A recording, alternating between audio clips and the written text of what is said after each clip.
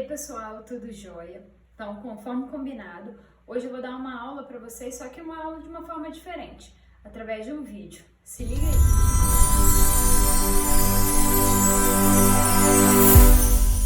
Pessoal, tudo jóia? Então, para quem não me conhece, eu sou Ana Raquel, acho que todos aqui da sala já me conhecem, né? Sou enfermeira, sou formada pela Universidade Federal de Minas Gerais e hoje a nossa aula vai ser um pouquinho diferente. Então, igual a gente conversou anteriormente, hoje a aula vai ser sobre exame físico completo e eu vou ensinar para vocês todos os passos para a gente fazer um exame físico completo e com qualidade. Então, se liga só. Então, para a gente começar a falar do exame físico, né, a gente tem que saber que existem 4 passos, né, que devem ser utilizados para que o exame físico seja feito de forma correta e que seja feito completo e com qualidade. E quais são esses 4 passos? O primeiro passo é a inspeção. E o que significa inspeção? Significa inspecionar o paciente. Sim, você vai utilizar os seus olhos e vai ver se tem alguma coisa de alteração naquele paciente. Então, esse é o primeiro passo do nosso exame físico. O segundo passo é o passo da palpação. Então, agora é o momento da gente utilizar o nosso tato, nossas mãos, para poder identificar se existe alguma alteração fisiológica nesse paciente. O nosso terceiro passo vai ser a percussão. Não sei se vocês já se lembram, mas quando, não sei se tem mães aí na aula, quando a gente leva a criança no pediatra, é muito comum os pediatras fazerem isso, aqueles barulhinhos que são feitos, por exemplo, na barriga da criança, isso é um tipo de percussão. Então, esse é o nosso terceiro passo para o exame físico completo. E o nosso quarto passo é a famosa ausculta. E o que seria a ausculta? É aquele momento que a gente vai utilizar os nossos ouvidos para poder identificar alguma alteração fisiológica no paciente. Show? Então vamos lá. A gente vai usar a sensibilidade visual do examinador, que no caso somos nós. Então a gente vai olhar para o nosso paciente buscando identificar alguma alteração fisiológica nele. E a nossa inspeção ela pode ser completa, então nós vamos fazer cima e embaixo, avaliar o paciente como um todo, ou senão ela pode ser pontual. Poxa, o paciente chegou lá, caiu do cavalo e quebrou o braço, está com o braço torto, qual que é a primeira coisa que vai chamar a atenção pra gente? Vai ser aquele braço torto, então a gente vai agir pontualmente, beleza? E aí a gente deve lembrar que algumas coisas são essenciais para que a nossa inspeção seja boa. E aí são elas: uma iluminação boa. Poxa, vamos examinar o paciente no escuro? Claro que não vai dar certo. Então vamos ver um lugar que tem uma iluminação adequada para que a gente consiga fazer isso, beleza? E aí vamos fazer uma inspeção frente a frente, que é a chamada inspeção frontal com o paciente. E também vamos fazer uma inspeção tangencial, tá bom? Show? Alguma dúvida, vocês me mandem aí depois, viu? E aí, como eu disse para vocês, durante a inspeção a gente vai encontrar algumas alterações, como por exemplo, um machucado, igual tá apontando ali no pé da criança, essas marcas aqui, ó, isso aqui pode ser sujidade, tá? A gente pode observar na inspeção que muitas vezes o paciente às vezes está com a higiene precária. Olha lá, olhinho amarelo, nós vamos falar um pouquinho disso ali pra frente. Olha, um paciente raquítico, né, desnutrido, é um outro ponto que a gente deve observar. Isso tudo a gente vai conseguir encontrar como? Olhando para o paciente. Show? E aí, quando a gente olha para o nosso paciente, a gente pode encontrar algumas coisas de alterações. Como, por exemplo, o paciente está roxo. O que significa o paciente está roxo? O paciente não está roxo. Vamos usar terminologias científicas.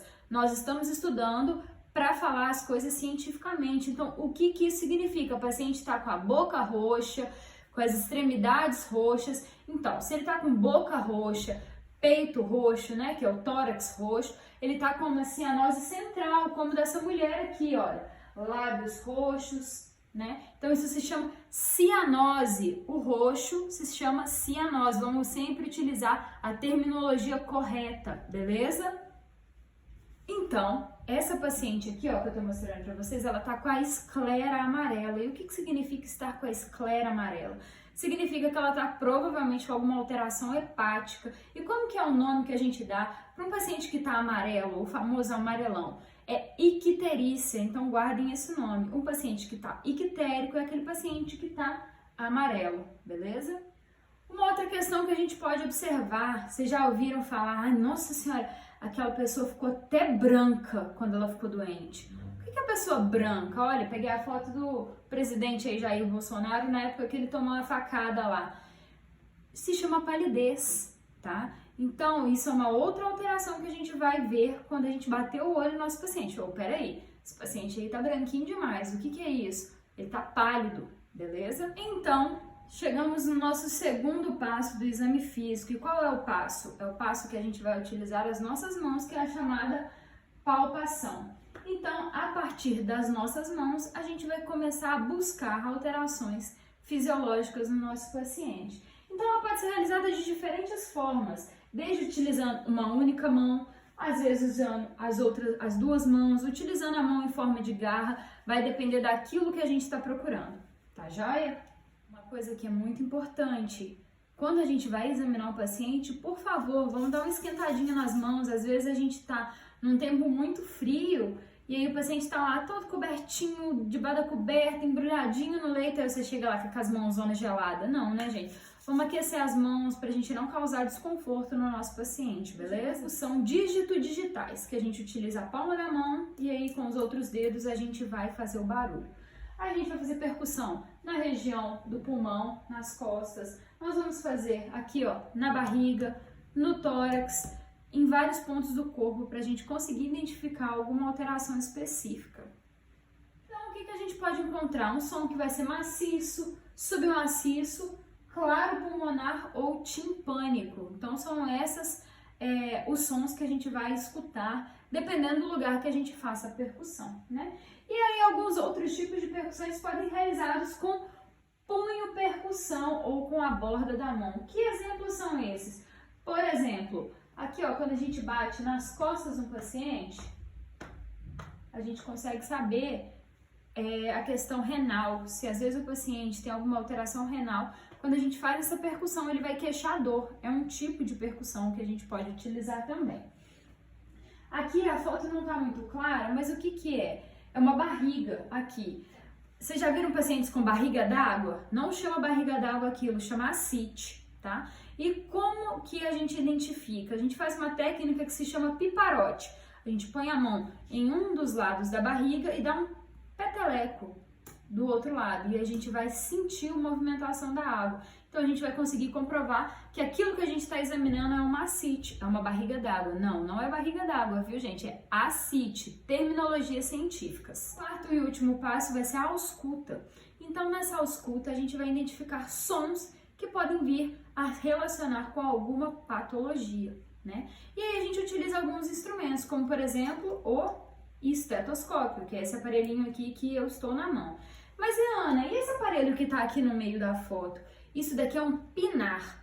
Depois vocês podem jogar aí na internet para procurar direitinho o que é. Ele serve para a gente auscultar os batimentos cardíacos fetais. Então a gente utiliza ele em gestantes, tá? A gente coloca uma ponta na barriga da mãe e a outra na nossa orelha e assim a gente vai conseguir escutar os batimentos cardíacos do bebê.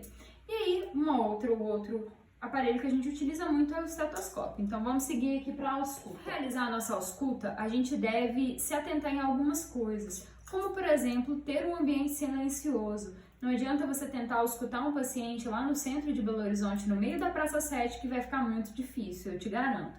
Então, procure sempre um ambiente silencioso e calmo, que isso vai facilitar tanto para você quanto para o paciente. Outra coisa que a gente deve sempre levar em conta é a posição que o paciente está. O paciente ele pode estar em algumas posições, como por exemplo, decúbito dorsal, que é deitado de barriga para cima, sentado, decúbito lateral esquerdo, que são as melhores posições para a gente conseguir fazer uma ausculta de qualidade. Então, a gente vai instruir o paciente muitas vezes, dependendo daquilo que a gente quer auscultar, né? A gente vai mandar respirar, soltar, prender a respiração. Então, a gente vai dar alguns comandos para o paciente, quando for possível, né? Outra coisa, a gente tem que saber se o nosso esteto está funcionando adequadamente. Então, vamos verificar se está tudo certinho. Vamos testar antes de fazer a ausculta, né?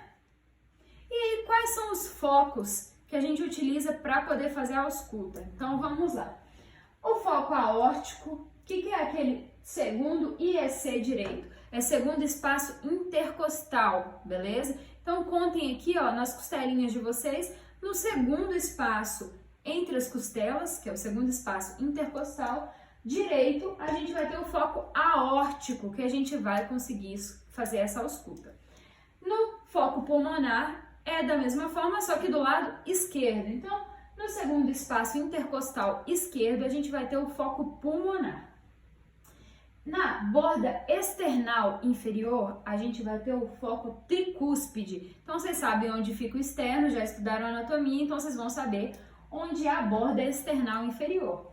E no quinto espaço intercostal esquerdo, a gente vai ter o foco mitral. Então, esses são os principais focos de ausculta cardíaca, beleza? Uma outra coisa que a gente também vai verificar na ausculta é a questão da ausculta pulmonar, que ela pode ser feita tanto de frente quanto o paciente de costas. Então a gente vai sempre procurar os primeiros, segundos, terceiros e quartos e quintos espaços intercostais no paciente de frente e no paciente de costas vai até o nono espaço intercostal. Então a gente vai descendo para poder verificar se a gente encontra alguma alteração pulmonar nesse paciente através da ausculta. Show? Ai, Ana, então, gente, a gente vai utilizar então só isso para poder fazer um exame físico completo? Não. Existem outros instrumentos que vão nos auxiliar para poder fazer um exame físico completo e de qualidade. Como, por exemplo, balança, estadiômetro, fita métrica, abaixador de língua, lanterna, martelo de reflexo, esfigmomanômetro, termômetro, agulha, algodão, dispasão, isso tudo pode ser utilizado para a gente poder fazer um exame físico completo, beleza? E aí, primeiras coisas que a gente cheguei lá, vou começar a avaliar meu paciente agora, coisas que nós vamos observar, estado geral, vamos bater o olho no cara e vamos falar assim, o trem tá muito bom não, vamos sempre lembrar, não existe padrões de beleza no exame físico, por exemplo. A gente vai buscar aquilo que é alteração fisiológica. Vamos sempre pensar por esse ponto, beleza? Então a gente vai ver o estado físico do paciente, o estado geral. Vamos ver sinais vitais. Ai, Ana, o que são sinais vitais? Temperatura, frequência cardíaca, saturação, frequência respiratória, pulso, isso tudo são sinais vitais. Dados antropométricos, travei aqui. O que são esses dados? É medir, pesar, ver circunferências, aquilo que, não sei se alguém já foi no nutricionista, mas quando você vai no nutricionista ele faz com você, pesa, tira medida, isso são os nossos dados antropométricos, palavra difícil, né? Estado de hidratação, né? Nós vamos verificar nível de consciência, estado de nutrição, as famosas fásceis, a gente vai falar um pouquinho mais pra frente o que são essas fásceis, atitude do paciente, o decúbito preferido dele, às vezes ele tá sempre de lado porque tem alguma coisa que tá incomodando ele quando ele deita de dorso, por exemplo, isso tudo a gente tem que observar. Mucosas, o que é mucosa aqui, ó, baixadinha no olho aqui pra gente verificar a mucosa ocular, boca, isso a gente vai avaliar também no exame, pele e anexos, linfonodos, né? A gente vai procurar linfonodos no paciente, vou mostrar mais pra frente também onde localizar esses linfonodos, edemas, postura do paciente, às vezes o paciente anda aqui, ó, porque ele tem alguma coisa relacionada à coluna, por exemplo, então a gente tem que avaliar isso, a marcha do paciente, às vezes é um paciente que anda aqui, ó, mancando, e isso a gente tem que avaliar também e registrar tudo. E movimentos anormais, às vezes o paciente tem uns espasmos, uns trem diferentes assim, a gente também tem que avaliar isso. Então, de maneira geral, generalizando, a gente traduz como estado geral do paciente aquela primeira impressão que a gente vai ter sobre o sujeito. Às vezes ele vai estar em bom estado geral, ele vai estar em regular estado geral, ou às vezes ele vai estar em mau estado geral, né? E aí, a pergunta que eu tenho que sempre fazer para mim mesmo, esse paciente tá com cara de doente? Porque o doente, ele tem cara de doente, né? Então a gente vai sempre relacionar isso, beleza? E aí, vamos passar para os famosos sinais vitais. Então vamos lá. Pensando primeiro no pulso, é a frequência cardíaca do meu paciente. A frequência respiratória é o segundo sinal vital que eu vou avaliar. A temperatura é o terceiro e o quarto vai ser a pressão arterial. E como que a gente vai verificar esses sinais vitais? Bom, primeiro para a gente verificar o pulso do nosso paciente, a gente deve achar a artéria radial. Então vocês aí, ó, tentem palpar a artéria radial de vocês, que fica aqui no pulso. Então a gente vai palpar ela por 1 minuto, então é bom que a gente tenha um relógio, um cronômetro perto da gente. E aí a gente vai contar durante 1 minuto quantas vezes a gente vai sentir pulsando no nosso dedo. A gente deve utilizar sempre esses 2 dedos para fazer a palpação, nunca o polegar. Por que nunca o polegar? Porque o polegar pode dar reflexo e a gente pode sentir o nosso próprio pulso, então isso pode dar errado. Então utiliza esses 2 dedos na artéria radial e fica lá 1 minuto, contando 1, 2, 3 e marca no relógio. E aí quais dados a gente pode encontrar? Por exemplo, se a gente contar mais de 100 batimentos cardíacos nesse 1 minuto, significa que o paciente está com taquicardia. Se a gente encontrar menos de 60 batimentos por minuto, significa que o paciente está com bradicardia. E se o paciente está entre esses valores, ele está com um pulso normal. Um pulso não, uma frequência cardíaca normal. O pulso desse paciente, às vezes você vai escutar assim, vai dar tum, tá, tum, tá, tum, tá, tum, tum, tá. Não está batendo num ritmo regular. Isso é outra coisa que a gente vai observar na hora que a gente estiver avaliando o pulso do nosso paciente. Então aqui na foto está demonstrando, né, onde a gente vai encontrar o pulso. Aqui a pessoa está utilizando 3 dedos, também não tem problema, mas nunca utilizar o dedão, tá bom? Quando a gente avalia o pulso, o que a gente deve ver? Ritmo, frequência e amplitude. Para um próximo sinal vital, que vai ser a frequência respiratória, que é o número de incursões por minuto que o paciente faz. E o que é isso, incursões por minuto? É isso aqui, ó. 1, 2, 3 e assim sucessivamente. Então, incursões por minuto é o ato de inspirar e expirar. E a gente vai avaliar o ritmo, a frequência e a amplitude. Às vezes o paciente tá aqui. A gente vai ver que tem alguma coisa que não está normal, né? Então isso tudo a gente vai avaliar. No adulto, as frequências respiratórias elas podem variar de 12 a 20 respirações por minuto, beleza? E a gente vai ter algumas titulações para as alterações que a gente vai encontrar. Por exemplo, taquipneia, que é quando tem um aumento da frequência respiratória no esforço físico, nas emoções, às vezes quando o paciente está com febre, com alguma doença pulmonar ou cardíaca, beleza? Bradipneia vai ser a redução dessas incursões por minutos. Isso pode acontecer muitas vezes no sono, em atletas de alto rendimento, isso é comum, tá bom? Às vezes em hipertensão intracraniana, intoxicações exógenas, são exemplos de casos que a gente pode encontrar a bradipneia. A apneia é quando o paciente para de respirar. Vocês já devem ter ouvido falar, né, de apneia do sono. É comum, acontece. Pessoas que param de respirar enquanto estão dormindo. E muitas vezes a gente vai ter que fazer uma intervenção quando isso acontece. Às vezes uso de CPAP, não sei, vai depender de cada caso. E a eupneia, que é quando o paciente está com frequência, amplitude e ritmo normal. Show? Vamos lá, pessoal. Outra coisa que a gente vai conseguir avaliar no nosso exame físico através da avaliação dos sinais vitais é a temperatura do paciente. E como que a gente vai verificar a temperatura? Através da utilização desses instrumentos, que são os termômetros. Hoje em dia existem termômetros muito modernos, né? Igual os de infravermelho que a gente está acostumado a ver agora nas portas de supermercado e tudo mais. Vou mostrar para vocês, esse aqui é um termômetro axilar, é aquele que a gente vai colocar aqui, ó, debaixo do braço do paciente. E esse aqui é um outro modelo que eu tenho, que ele é tanto de testa, via infravermelho, ou quando eu tiro essa canulazinha dele, ele é intra-auricular, tá? A gente coloca dentro do ouvido do paciente para a gente conseguir verificar a temperatura dele. É muito bom para utilizar em bebês, facilita muito nossa vida. E aí a gente vai encontrar algumas temperaturas. Pensando na temperatura axilar, debaixo do braço, de 35,5 a 37 é uma temperatura normal. A temperatura bucal, às vezes o termômetro vai dentro da boca do paciente, de 36 a 37,4. E temperatura retal, sim, pode ser utilizado temperatura retal. Às vezes isso aqui vai no ânus do paciente. e aí de 36 a 37,5, tá? Que a gente pode encontrar.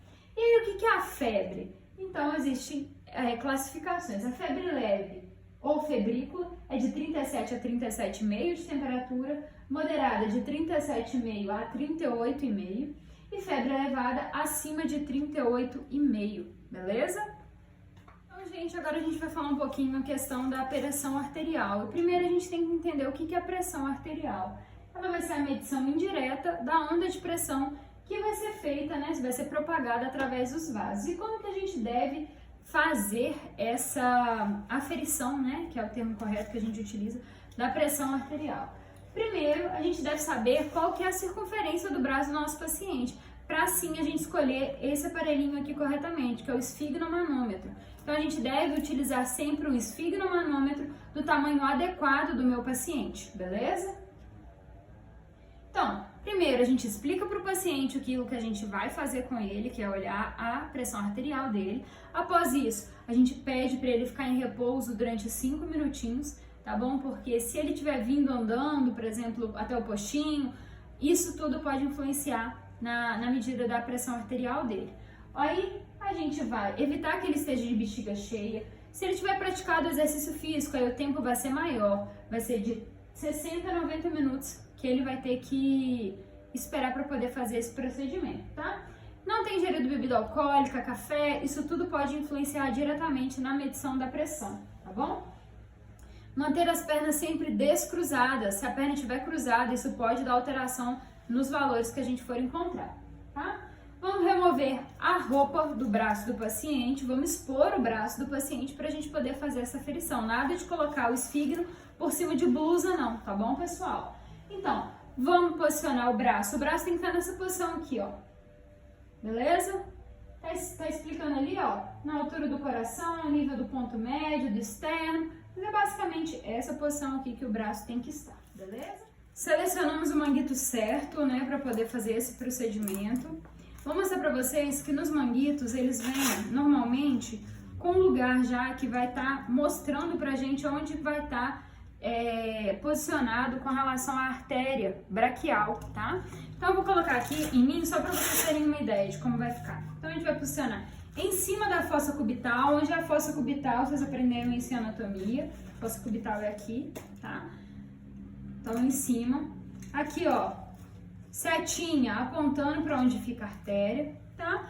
E aí a gente vai fazer a aferição da pressão arterial. Posiciona o esteto no seu ouvido, posiciona em cima da artéria braquial. Nós vamos insuflar até uma média, depois que a gente encontra a média mais ou menos, né, da nossa pressão sistólica, de 20 a 30 milímetros de mercúrio acima daquilo que é a média do paciente, né? Então, por exemplo, minha pressão é normalmente 12/8. Então, eu vou insuflar até 140, 150 milímetros de mercúrio. Vocês estão vendo que aqui tem tipo um reloginho, né? E aí a gente vai saber. E aí a gente insuflou. No que a gente insufla, a gente consegue travar o ar que está aqui dentro com essa roldaninha. E aí a gente vai, com o esteto posicionado em cima da artéria braquial, vai soltar devagarzinho. E o primeiro tum do coração que a gente escutar vai ser a nossa sístole. Então, a nossa pressão sistólica. Aí bateu, eu olhei lá no reloginho, que é o manômetro, bateu no 100, o primeiro tum. Então, a primeira pressão que a gente encontrou é 100. E depois o coração vai continuar batendo até que ele vai parar de bater. A gente não vai conseguir mais escutar através do estetoscópio. E quando parou, cessou o som, é a nossa diástole. E então, por exemplo, bateu primeiro no 100 e parou no 80, nossa pressão é 10/8. Deu para entender? Depois eu vou demonstrar isso aí para vocês, tá bom? Outra coisa que é importante é sempre verificar nos dois braços. Então, a gente verifica em um braço e depois de 1, 2 minutos a gente vai e verifica no outro, tá bom? Para ver se não vai ter nenhum tipo de dano para vocês na foto, como que fica, né? O posicionamento certinho para a gente conseguir executar esse procedimento com clareza e destreza. Outra coisa que é importante da gente ver são os dados antropométricos, que é peso e altura, né? Circunferências, abdominal, braço, perna, aquilo que quando a gente vai no nutricionista a gente faz. E uma coisa que é importante quando a gente verifica esses dados é fazer o cálculo do IMC. E aí a gente utiliza uma fórmula que é peso dividido por altura ao quadrado. tá? E a gente vai encontrar alguns números quando a gente aplica essa fórmula nos valores de peso e altura que a gente tem do paciente. E aí, se a gente encontrar um valor de 19 a 20, é um IMC normal, de 20 a 25, obesidade grau 1, de 25 a 30, obesidade grau 1, de 30 a 40, obesidade grau 2 e acima de 40, obesidade grau 3. Outra coisa que é importante, verificar nível de consciência do nosso paciente. Ele pode ter vários níveis de consciência. Por exemplo, ele está alerta, deu um cutucão nele, acordou rapidinho, já me respondeu. Um paciente que está alerta.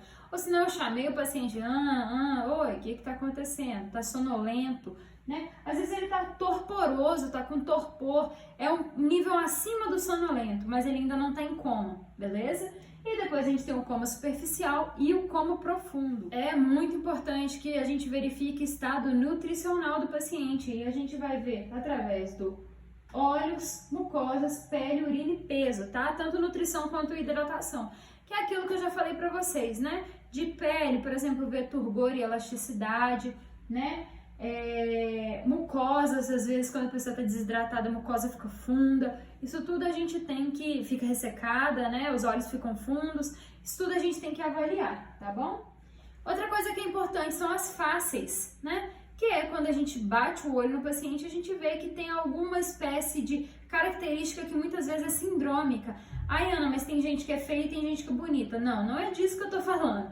Eu tô falando de pessoas como, por exemplo, portadores de síndrome de Down. Quando a gente bate o olho no paciente portador de síndrome de Down, a gente sabe que ele tem uma face, ele tem características, como por exemplo essas fotos aqui, de alguma alteração normalmente sindrômica, beleza? E aí, a gente tem que ver atitude e postura, né, decúbito, postura, que o paciente vai estar, às vezes ele fica sempre de ladinho porque tem alguma coisa que está incomodando ele de algum lado específico, às vezes ele está aqui assim, ó, sempre encolhido porque ele está demonstrando que ele está com dor, às vezes, isso tudo a gente tem que ficar atento na hora da gente avaliar o nosso paciente, tá? Tem algumas fotos para poder demonstrar, tá vendo? Às vezes o paciente tá de lado, às vezes ele ficou tortinho porque teve alguma sequela de AVC, isso tudo a gente tem que avaliar, viu, galera? E mucosas, né, peles e anexos, eu já falei pra vocês lá no início, né, de palidez, que é a foto do Bolsonaro, vocês vão lembrar disso, vermelhidão, né, rubor, quando a pessoa fica vermelha, às vezes quando ela tá desenvolvendo uma alergia, por exemplo, cianose, que é o roxo, né, que pode ser tanto central quanto periférica. O que isso significa? Central fica boca, tórax normalmente roxos, periféricas são as extremidades, às vezes dedo, pé, né, que vão ficar roxinhos. Icterícia, o famoso amarelão, né, e a gente tem que ver com relação à integridade, principalmente aqui, ó, turgor e elasticidade da pele. Prestem atenção nisso, vai cair na prova, hein?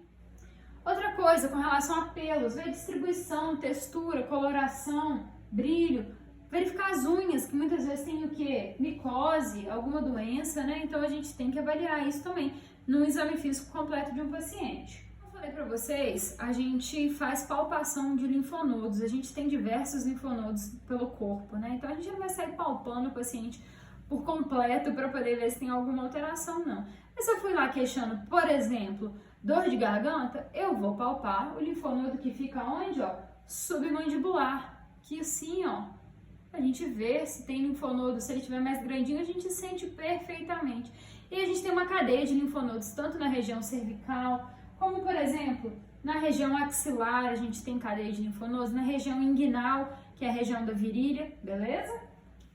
E por último, não menos importante, nós vamos ver a questão do edema. O edema, ele pode ser tanto generalizado quanto localizado. Às vezes o paciente está todo edemaciado, que a gente chama de anasarca, tá? É um termo que a gente utiliza. Mas não, às vezes está só com a perna inchada, então é um edema localizado.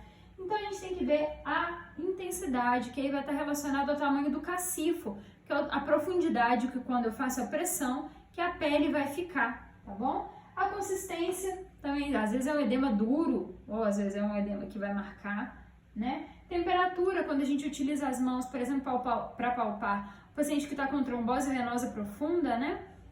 A gente vai ver aquela panturrilha dura, inchada, e muitas vezes ela está quente. Então a gente consegue sentir a temperatura daquele edema também. Sensibilidade, às vezes está doendo, poxa, eu torci o tornozelo, meu tornozelo está daquele tamanho, vai ter dor no meu edema, né não? E coloração, às vezes de trauma fica roxo, às vezes fica meio amarelado, né? Isso tudo a gente tem que observar. E aqui, alguns exemplos de edema. Olha só, um edema aqui, ó, com um cacifo enorme, né? Marcou muito. Outro tipo de edema que a gente tem aqui, ó, edema de pálpebra. Às vezes é muito comum em alergias, né? O paciente desenvolveu algum tipo de alergia, vai ficar com o olho inchado, boca inchada, tudo inchado. Também é um tipo de edema. Postura e biotipo do paciente, nós vamos verificar também. Às vezes é um paciente que vai ter uma lordose, uma escoliose, né, pro lado, a gente vai ver essa questão postural mesmo, que vai estar muitas vezes relacionada à questão da coluna mesmo, né, do paciente. A marcha, igual eu falei para vocês, vão ter marchas específicas como essas que eu estou citando aqui no slide para vocês, que vão ter alguma correlação com alguma patologia direta, né, com alguma doença direta. E movimentos anormais, que vão ser tremores, espasmos, né, às vezes o paciente tem um tique aqui, ó, que fica piscando. Isso tudo a gente tem sempre que verificar no nosso paciente. Então, gente, essa foi a nossa explanação teórica, né, de um exame físico completo. E aí depois eu vou gravar para vocês também, né, vai ser a segunda parte da aula, como fazer um exame físico completo de um paciente. Eu vou ensinar vocês a aferição de pressão, tá? Aos métodos de percussão, tá? Onde fica a localização dos focos de ausculta corretamente, tá bom? E aí vai ficar na próxima aula aí, que vai ter logo em seguida gravadinha para vocês. Espero que vocês tenham gostado. Um beijo!